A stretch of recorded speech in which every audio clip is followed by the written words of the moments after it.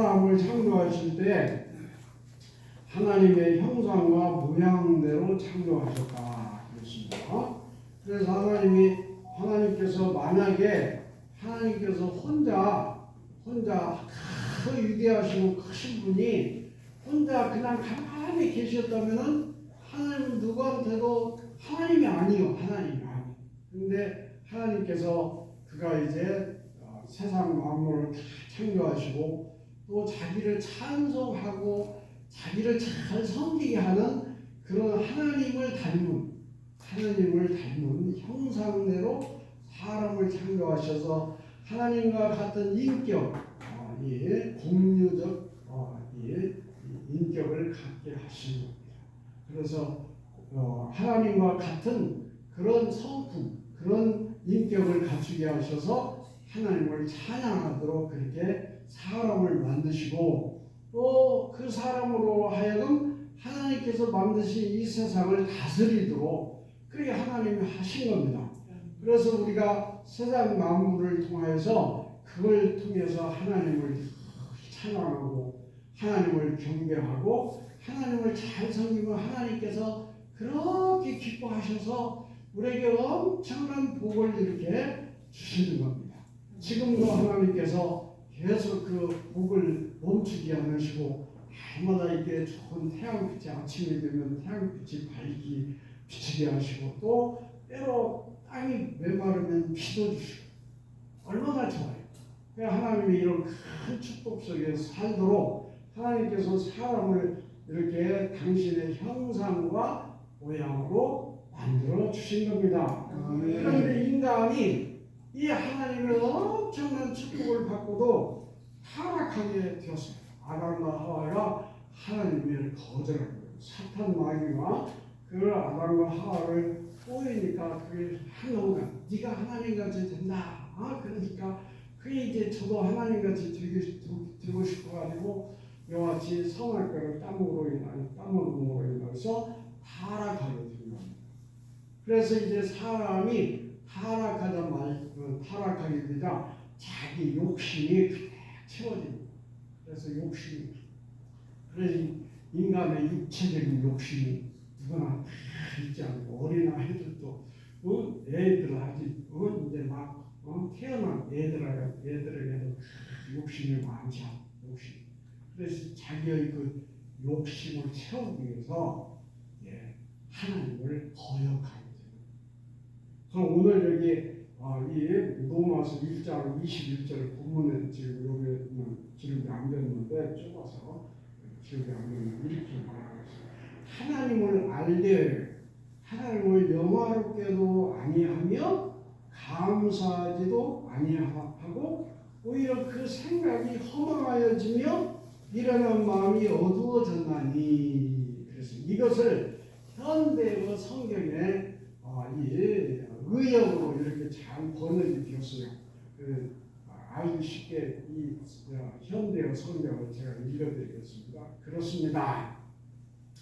인간은 하나님을 알고 있습니다. 다들 하나님을 알고 있어요. 힘이 있다는 걸 알고 있어요. 하나님을 알고 있습니다. 그런데도 인간은 그 사실을 받아들이지 않는다.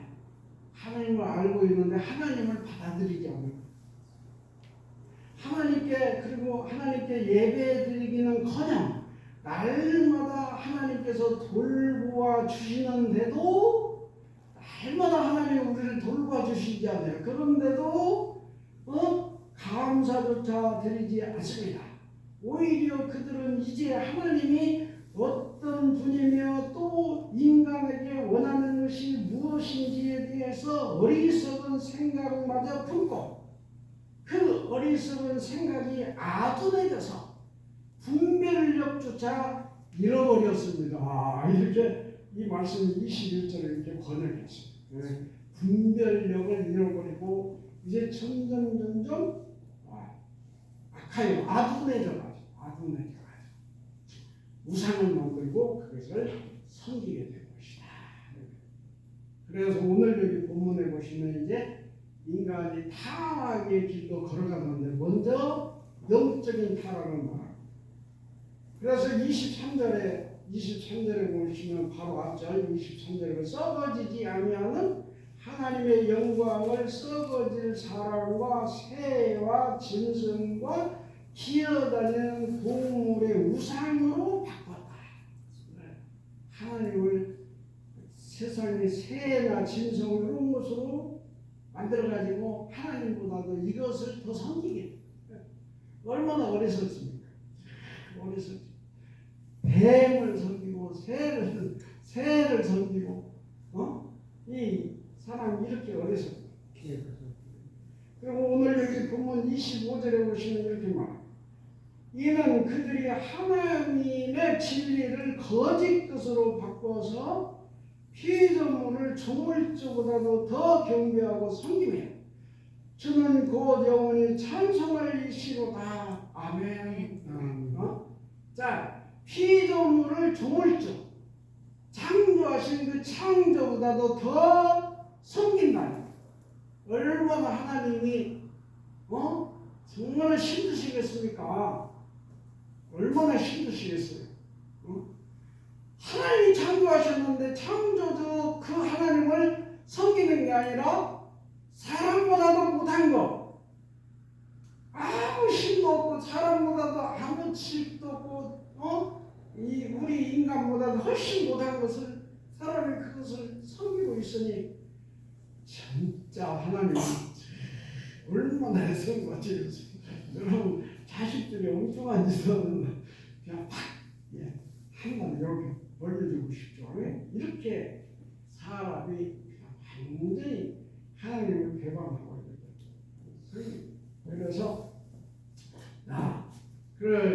그래야 24절에 보시면 이렇게 말하죠. 그러므로 하나님께서 그들을 마음의 정욕대로 더러움에 내어버려 두사 그들의 몸을 서로 욕되게 하셨으니 더러움에 내어버려 두셨다. 하나님이 이제 포기를 하신 거예요. 계속 하나님께서 이렇게 은혜를 베풀어도 그걸 깨끗이 못하고 여기 동물 이런 것을 만들어가지고 동물은 또 살아있기는 하죠. 나무 깎아가지고 고노 그거 나무 깎아가지고 그 나무 때에다가 절하고 음식 깎아가지고 얼마나 참 어렸어. 하나님 얼마나 속이 상하셨으면 에이 그대로 놔둬라. 죄를 짓하지 마세요. 포기하시고 내어버려 두셨다고 포기하시고 그 다음에 여기 26절에 보시면 이렇게 말해요. 이 때문에 하나님께서 그들을 부끄러운 욕심에 내어버려 두셨으니 이제 보세요. 여기는 성적으로 얼마나 부패한가 하는 것을 잘 말해줍니다. 그들의 여자들도 순리대로 쓸 것을 받고 영리로 쓰며 그와 같이 남자들도 순리대로 여자 쓰기를 바랍니다. 이게 우리 어린이들 있는 읽어드리죠. 그때 당시에 고린도 지금 이 바울 사도가 이 로마서를 어디서 썼느냐 고린도에서 썼어요. 근데 고린도의 성문화가 이렇게 타락하고 부패해요. 여러분 하나님께서 어떻게 가만히 그걸 보고 계시겠습니까? 근데 하나님이 얼마나 마음에 답답하시고 그러면 내버려둬. 지들 하고 싶은 대로 버리시고 포기하시고. 더 나아가 여기 보시면 이제 도덕적으로도 29절에 보시면 모든 불의, 추악, 탐욕, 악의가 가득한 자여 시기, 사는, 분쟁, 사기하고 그 뒤에 저기서 21가지가 그러니까 도덕적인 모든 죄는 전부 다 범하고 소돔성과 고모라와 같이 그렇게 온갖 죄 속에서 그들이 그 죄를 즐기면서 좋다고 그러니 하나님이 오직 하시지만 그냥 그대로 그냥 알아서 내버려 두라.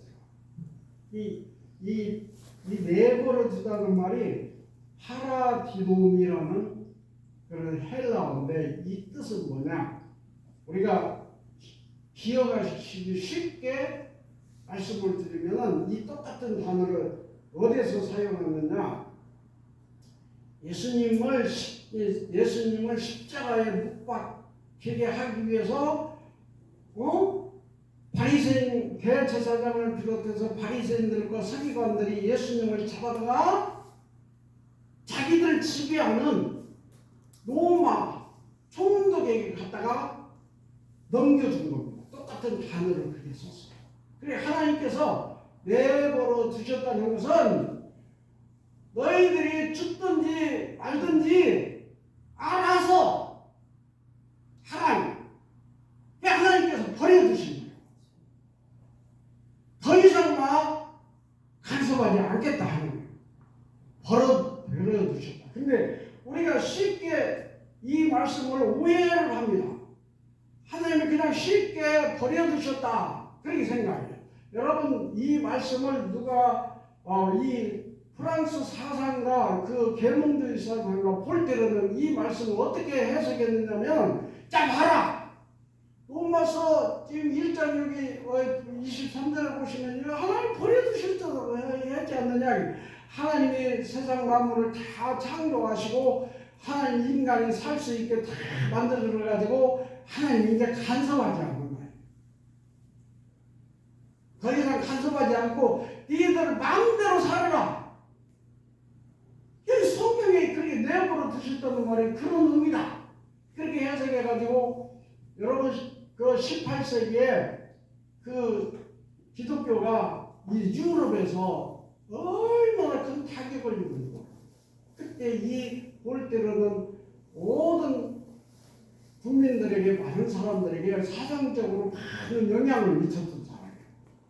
근데 그 사람이 그렇게 성경을 해석해가지고 많은 젊은이들로 하여금 하나님을 두려워하지 않게 만들었어요.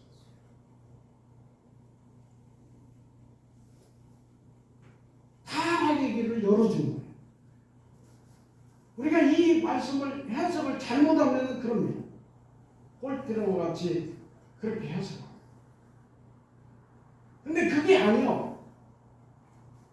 하나님께서 그들을 설득하시고 하나님이 그들을 부르시고 회개할 수 있는 그런 은혜를 계속 베풀어 주셨는데도 그들이 전혀 깨닫지 못하고 전혀 회개하지 아니하고 전혀 그렇게 뉘우치지도 않고 강파해가지고 계속 더 많은 죄, 더 많은 죄, 더 많은 향락, 더 많은 향락, 더 많은 악독을 향하여 나가고 우상 숭배도 그냥 하는 게 아니요. 여자들을 신 만들어가지고 그거 힘을 섬기고 그걸 즐기기 위해서 이와 같이 그 여신을 섬기고 별신 다 만들어.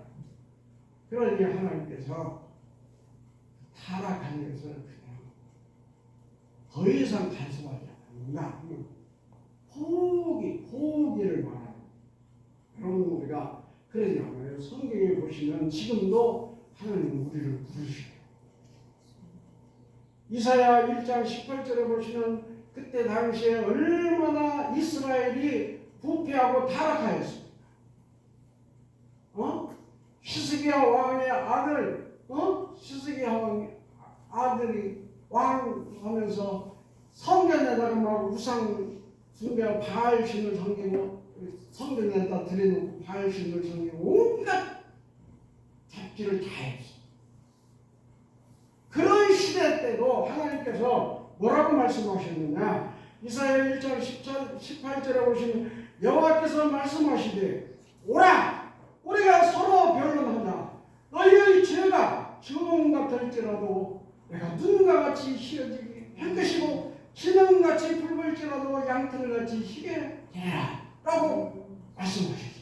이와 같이 이사야 선자를 통해서 그때도 그런 상황 속에서 하나님을 부르고 계십니다. 그런데 하나님께서 쉽게 사람을 포기하시고 아닙니다. 니들 마음대로 죄짓고 마음대로 살아라. 하나님께서 그렇게 풀어놓으신 게 아닙니다.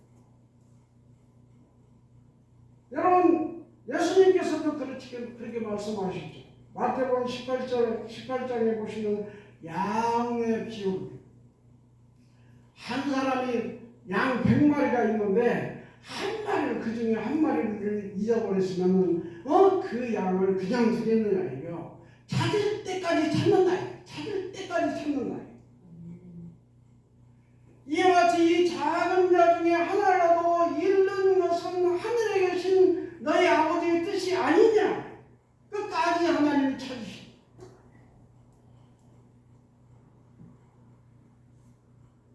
지금도 우리 하나님께서는 우리를 찾고 계시고 돌아오기를 기다리고 계시고 우리가 누가복음에 보시면 누가복음 15장을 보시면 탕자가 아버지의 재산을 자기 몫을 다 찾아가지고 나가서 다 망망당하고 다 그것을 소비해버렸죠. 그런데도 아버지는 그가 나간 그 다음부터 계속 기다리고 있었어요. 아들이 돌이켜서 돌아올 때 상가가 저 멀리 있는데 아버지는 벌써 알아보고 그 아들을 향해서 달려가요.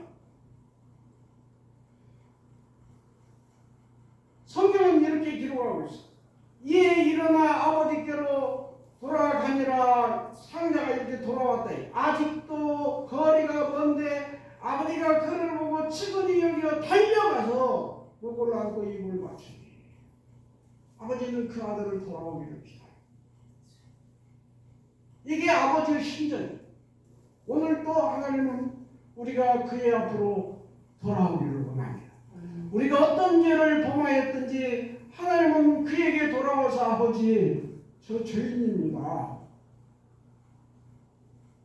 이 말을 듣기를 하나님은 지금도 그렇게 애타게 기다리고 계십니다.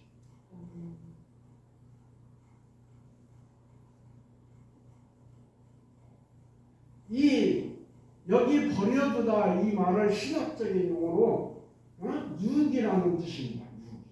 근데 이 말을 제가 우리 한글 사전에 찾아봤더니 보호를 요하는 자를 보호하지 않고 신체나 생명이 위협에 처하게 놓아두는 상태라. 이 하나님이 버리시고 놓아두셨다. 이제 하나님께서 이제 포기하시고 그러니까 이제 위협에 처하도록 놓아두시고 그들이 돌이키지 않으면 이제 영원한 형벌에 처하게 됩니다. 그래서 이것을 유기라고 합니다. 유보한 거예요. 심판을 유보한 것이지 그냥 영원히 잘 살도록 그렇게 버려두는 게 아닙니다. 얼마나 무서운 말입니까?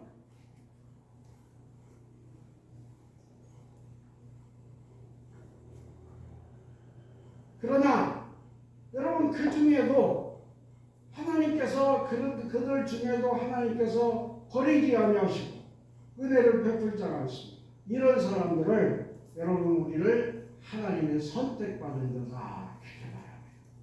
우리는 하나님의 선택받은 자예요. 얼마나 감사합니다. 이스라엘 백성들에게 시편 37절 33절에 보시면은 하나님께서 절대 버려두지 않으신다 이렇게 말해요. 시편 37절 33절에서 시인은 말하기를 여호와는 그를 악인의 손에 버려두지 아니하고 재판 때에도 어떻게 정죄하지 아니하리라. 하나님께로 돌아온 자, 하나님을 신뢰하고 그를 따르는 자는 하나님이 절대 버려두지 않습니다. 제가 오늘 아침에 요양원에 가서 말씀을 전했는데 그 요한복음 10장 27절에 보시면은 내 양은 내 음성을 들으며 나는 그를 알며 그들은 나를 따르느니라. 내가 그들에게 영생을 주더니 영원히 멸망하지 아니할 것이요 또 그들을 내 손에서 빼앗을 자가 없다. 하나님이 우리 선택받은 자는 하나님이 꽉 쥐고 계셔. 빼앗기지 않습니다. 버려두지 않아요. 절대 버려두지 않아요. 하는 사실을 여러분 꼭 기억하시기 바랍니다. 아멘. 우리 어린이들도 마찬가지. 우리 하나님께서 여러분들 택하신 거예요. 얼마나 감사합니까? 우리 부모님들이 예수를 믿고 하나님의 선택받은 자들이, 여러분들도 부모님 안에서 하나님의 선택받은 자예요. 하나님께서 절대 여러분을 놓치지 않습니다. 아멘. 내가 빠져나가려고 하나님이 안 놓아. 그러니 여러분들 하나님 손에 잡힌 사람이요. 그러나 여러분들은 하나님 앞에서 사랑받는 자요, 하나님의 축복받는 자요. 그러면 오늘 우리는 뭘 점검해야 되느냐? 나 자신을 꼭 점검하시기 바랍니다. 바울 사도는 고린도 교회에 나가 이렇게 말했어요. 고린도후서 13장 5절에 보시면 너희는 믿음 안에 있는가 너희 자신을 시험하고 너희 자신을 확증하라. 여러분들이 믿음 안에 있으십니까? 그러면 하나님의 선택받은 자임에 틀림이 없습니다. 예수 그리스도께서 너희 안에 계신 줄을 너희가 스스로 알지 못하느냐? 그렇지 않으면 너희는 버림받은 자니라. 여러분 안에 그리스도께서 거하시지 않으면 안타깝게도 버림받은 자입니다. 그러므로 그분을 영접하여 드려야 합니다. 지금도 우리 예수님께서는 그를 영접하기를 기다리고 계십니다.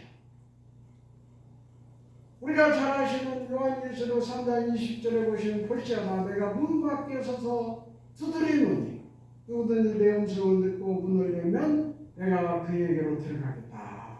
이렇게 말씀하십니다. 우리는 하나님의 선택받은 자로서 우리가 예수 그리스도를 영접하여 드린 자로서 우리가 주님과의 그런 아름다운 교제가 이루어질 수 있기를 바랍니다. 이게 하나님의 큰 축복이에요. 그래 우리가 하나님의 택한 우리 선택받은 우리는 어떻게 살아야 하느냐? 우리가 칼빈이 말하듯이 우리 하나님께서 우리를 창조하신 것은 뭐냐? 하나님의 영광을 위해서 창조하셨다. 우리가 하나님을 찬양. 우리가 먹든지 마시든지 무엇을 하든지 다 그의 영광을 위해서 하라. 그렇잖아요. 그럼 우리가 하나님의 영광을 위해서 사는 삶, 이게 매우 중요합니다. 그래 에베소 1장 6절에 보시면 이는 그가 사랑하시는 자 안에서 우리에게 거저 주시는 바 그의 은혜의 영광을 찬송하게 하려고 우리를 부르신 겁니다. 그래 우리는 늘 하나님을 찬송하고 하나님께 예배하고 우리 하나님을 영화롭게 하는 그런 일에 항상 힘쓰시는 우리 하혜랑 가족들이 다 되시기를 예수님의 이름으로 축원합니다. 아버지 하나님 감사합니다.